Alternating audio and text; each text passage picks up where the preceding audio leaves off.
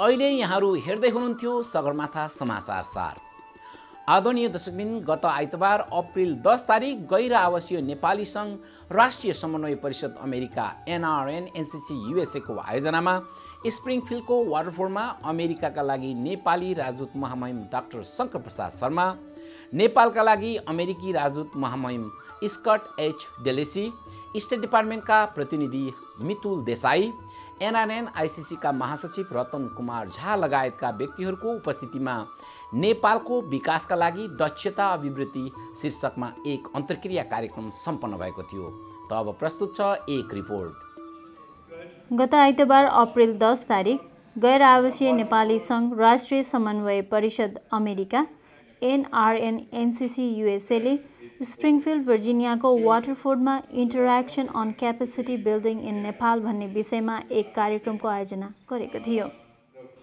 NRN NCC USA का अध्यक्ष सुमनराज तिमसिनाको अध्यक्षतामा सम्पन्न उक्त कार्यक्रमका अन्य मञ्चासीन व्यक्तित्वहरूमा हुनुहुन्थ्यो अमेरिकाका लागि नेपाली महामहिम राजदूत डाक्टर शङ्कर प्रसाद शर्मा, नेपालका लागि अमेरिकी महामहिम राजदूत स्कट एच डेलिसी, स्टेट डिपार्टमेन्टका प्रतिनिधि मितुल देसाई तथा NRNA ICC का महासचिव रतन कुमार झा। सो अवसरमा NRN NCC USA का अध्यक्ष सुमनराज तिमसिनाले NRN को बारेमा जानकारी दिँदै सबै NRNहरू एक हुनुपर्ने कुरामा जोड दिनुभएको थियो।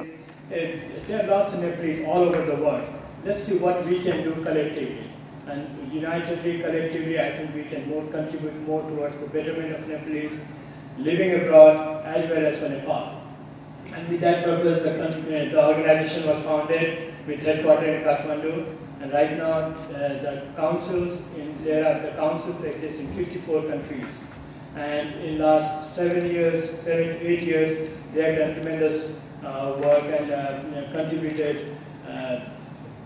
So simultaneously, their contribution to Nepal's development has been. So we always have that wish to help Nepal, and that giving back to Nepal, if we see at a very macro level, what we can get from these countries at the NRN. So we can contribute the capital, and those capital could be human capital, could be professional skills, or could be economic. And that's where we're trying to focus on it. कार्यक्रममा NRN NCC USA का सञ्चार संयोजक रामचन्द्र खरेलले आफ्नो नेपाली परिचयलाई कायमै राखी आफ्नो तहबाट भ्याएसम्म आफ्नो मातृभूमिलाई सहयोग पुर्याउने कुरामा जोड दिँदै त्यहाँ उपस्थित सबैलाई स्वागत गर्नुभएको थियो। It is an exceptional day for me to welcome you on behalf of NRN NCC USA in this historic forum.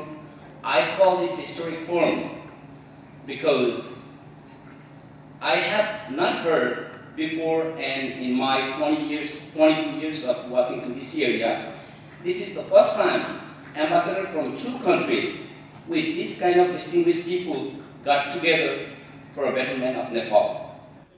उक्त कार्यक्रममा नेपाली उपनियोग प्रमुख काली प्रसाद पोखरेल, प्रथम सचिव आनन्द प्रसाद शर्मा, विभिन्न नेपाली सङ्घ संस्थाका प्रतिनिधिहरू, विभिन्न पेसाका व्यवसायीहरू, पत्रकारहरू, नेपाललाई माया गर्ने विदेशी मित्रहरू तथा विभिन्न व्यक्तिहरूको उपस्थिति रहेको थियो। सो कार्यक्रममा अमेरिकाका लागि नेपाली महामहिम राजदूत डाक्टर शङ्कर प्रसाद शर्माले NRN सँग मिलेर धेरै काम गर्न सक्ने बताउनुभयो। Number of things that we are going to do next week. The trade and investment framework agreement that we have been working for the last several months. Energy seminar, that will be energy roundtable organized by the State Department.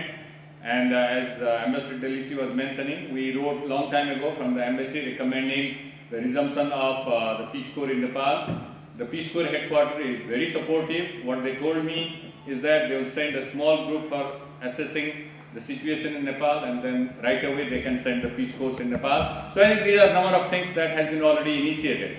But the second thing what I thought from our perspective here is that we can mobilize the goodwill of the American people to Nepal. I think the American people have a very strong goodwill towards Nepal, As for example, if you go to the State Department, things are done within 24 hours, very efficient.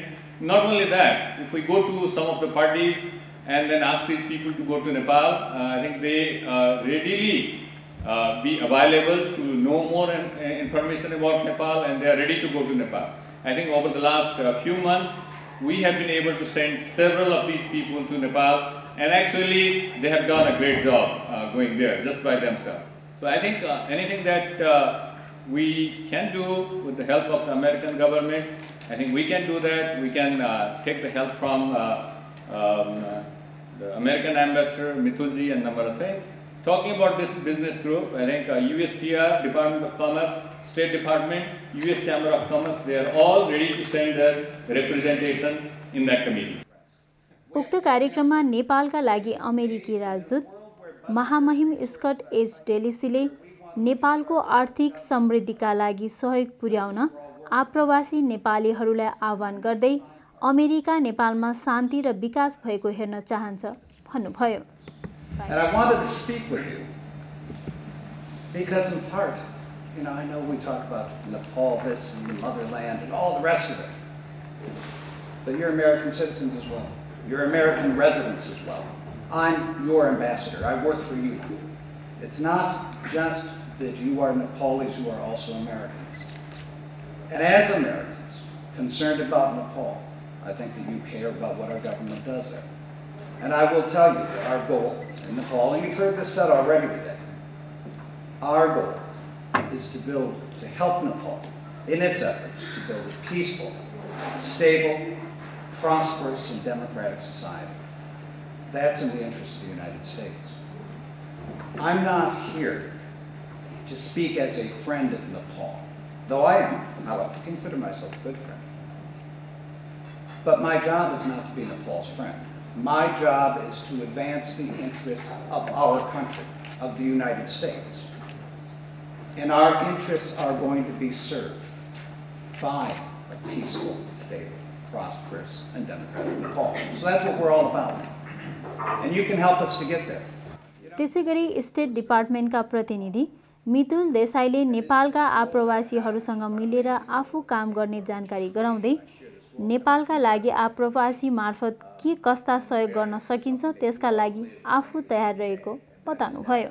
While government to government interactions are very important and will remain important, it is more so over time this interaction, the people to people interaction, the business to business interaction, the NGO to NGO interaction between the US and Nepal that will, in many ways kind of come to define the relationship over time. So the knowledge you have, the resources you have, the networks you have is all something that we want to tap into and build partnerships going forward.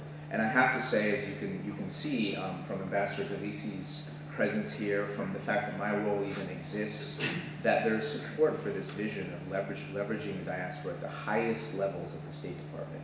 It comes from Secretary Clinton on down to my boss, and of course to Ambassador Delisi. So you can see that we put our money where our mouth is, so to speak, and we want to make sure that this is an action-oriented event.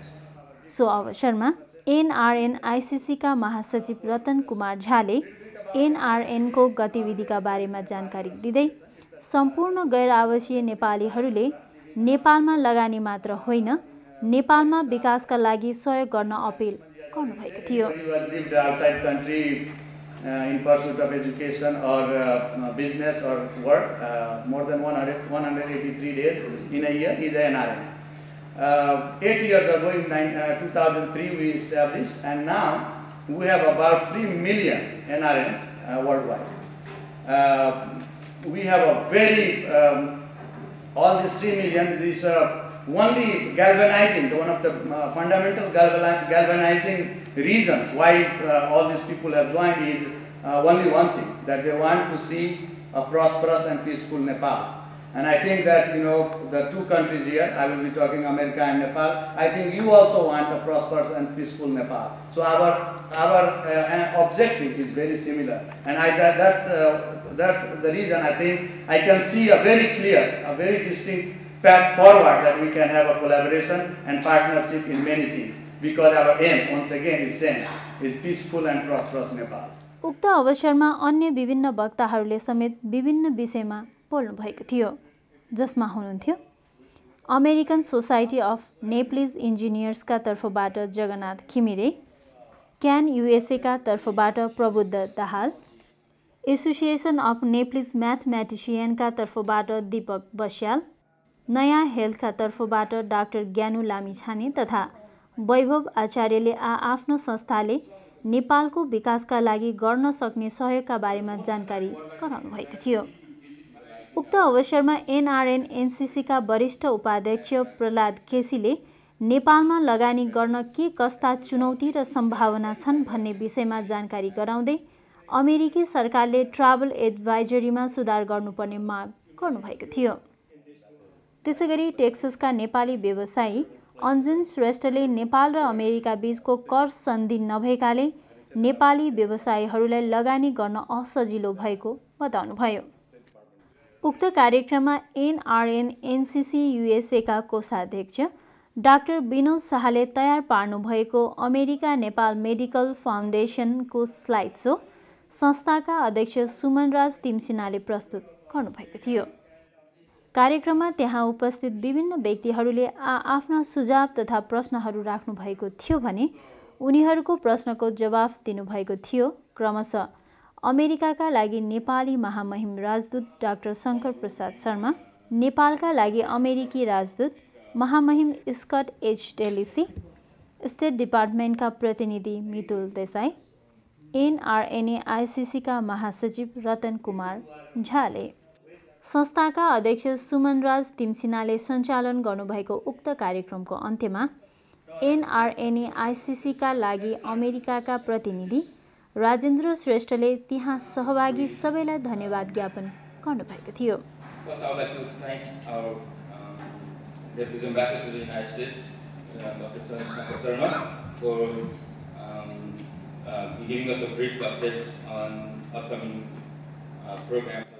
उक्त कार्यक्रम अहिलेसम्म नेपाली समुदायमा भएका अन्य कार्यक्रमहरूभन्दा स्तरीय र उपलब्धिमूलक भएको त्यहाँ उपस्थित अधिकांश सहभागीहरूले बताएका थिए। स्मरण रहोस्, उक्त कार्यक्रमका लागि कार्यक्रम स्थल वाटरफोर्ड, चिया, कफी, ब्रेकफास्ट लगायत सम्पूर्ण सेटअप तथा अन्य सेवाहरू सगरमाथा टेलिभिजनले प्रायोजन गरेको थियो भने सम्पूर्ण अडियो भिजुअलको प्रायोजन इमेज अडियो भिजुअल प्रोफेसनल एलएलसीले गरेको थियो। त्यसैगरी रजिस्ट्रेसन र नेम ट्याग नेपाल होराइजन्स.com ले उपलब्ध गराएको थियो भने लन्चको पूर्ण प्रायोजन साङ्ग्रिला तथा घरे कबाब रेस्टुरेन्टले गरेको थियो। यो थियो गैर आवासीय नेपाली सङ्घ राष्ट्रिय समन्वय परिषद अमेरिका एनआरएन एनसीसी युएसएको आयोजनामा सम्पन्न नेपालको विकासका लागि दक्षता अभिवृद्धि शीर्षकमा भएको अन्तर्क्रिया कार्यक्रमको एक रिपोर्ट। त दर्शकबिन, अब एकैछिन लागौँ धार्मिक जानकारीतर्फ। वासिङटन डीसीबाट प्रसारण हुने सगरमाथा टेलिभिजन हेर्नुभएका सम्पूर्ण दर्शकवृन्दमा म कृष्ण खनालको सादर प्रणाम। दर्शकवृन्द, हामीले नेपालमा रहनुभएका 64 ज्योतिर्लिङ्गको दर्शन गर्ने क्रममा भालेश्वरको दर्शन विषयमा गत हप्तामा हामीले श्रवण गऱ्यौँ। अब आज हामी गुप्तेश्वरको विषयमा केही जान्ने प्रयास गर्दछौँ। यो गुप्तेश्वर भनेको गोदावरीमा रहेको जुन फुलचोकी छ, ललितपुर जिल्लामा रहेको फुलचोकी हो, त्यसको दक्षिणपट्टिको भाग अर्थात् उहाँ गएर उतापट्टि लिरेपट्टिबाट हामी जाँदाखेरि जब हामी टुङ्गन जाने बाटोमा पर्दछ त्यहाँ चाहिँ नि पर्दछ गुप्तेश्वरको मन्दिर अर्थात् गुप्तेश्वर। यो गुफाभित्र रहनुभएको गुप्तेश्वर हुनुहुन्छ। त उहाँलाई दर्शन गर्न जाँदाखेरि यहाँ सिद्धरसा भन्ने नदी छ, तल मुनतिर पर्दछ। त्यो सिद्धरसा नदीमा स्नान गरेर त्यो जललाई लिएर गएर डाँडो उक्लेर गुप्त गुफाभित्र पस्नु पर्दछ। केही व्यक्तिहरू भन्छन् धर्ममा पाप भने चाहिँ गुफामा पस्न अलिकति कठिन छ।